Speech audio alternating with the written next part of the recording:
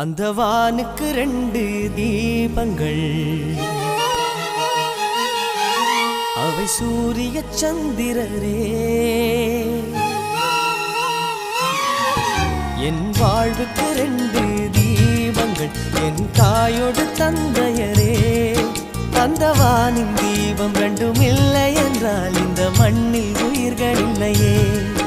என் பாச தீபம் 2ம் இல்லை என்றால் என் வாழ்வில் ஒளியும் இல்லையே.